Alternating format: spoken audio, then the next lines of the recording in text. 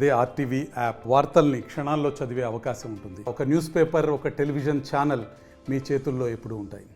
ఇప్పుడు చెప్తున్నారు ఈ 5 ఏళ్ళు వైఎస్ఆర్సీపీ జగన్మోహన్ రెడ్డి గారు, సరే ఆయన వ్యక్తిగత కారణాలా లేకపోతే ఇక కుటుంబ కారణాలా ఏదైనా కానీ మోడీ గారి చలువ వాళ్ళ మీద ఉంటేనే ఆయన మనుగడ సాధ్యం, ఇక లేకపోతే ఇబ్బందులు వస్తాయనే ఆయనకు ఉండింది.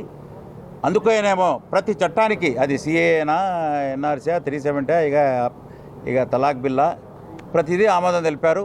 లోక్సభలో మిథున్ రెడ్డి గారు, రాజ్యసభలో అప్పుడు వాళ్ళకు సంఖ్య కూడా లేదు, అక్కడ విజయసాయిరెడ్డి గారు.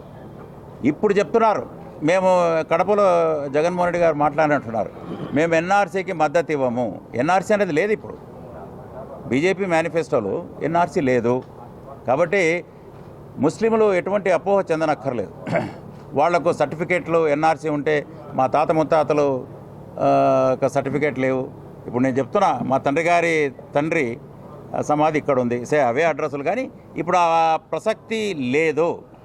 కాబట్టి ముస్లింలు అనవసరమైన అపోహలు దాని మీద పెట్టుకోవద్దు.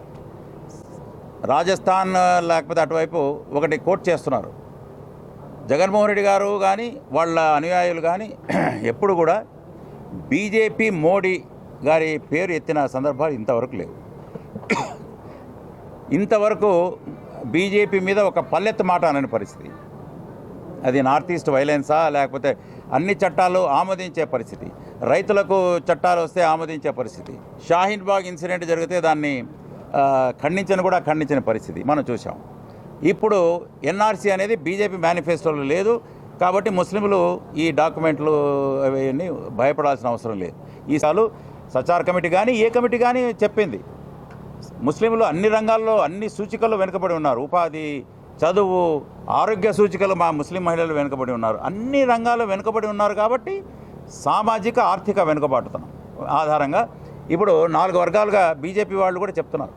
అందుకోసమే నిన్న కూడా చెప్పారు, మోడీ గారు ఏదైనా ఊసెత్తారా, ఇది మా మేనిఫెస్టో, ఇది ఉమ్మడి మేనిఫెస్టో టీడీపీ జనసేనది. ఇందులో బీజేపీ మాకు మా ఎజెండా మాకుంది, ఇక్కడ మేనిఫెస్టో మాత్రం టీడీపీ జనసేనలదే నడుస్తుంది అని వాళ్ళే చెప్పారు కదా, బీజేపీ వాళ్ళే.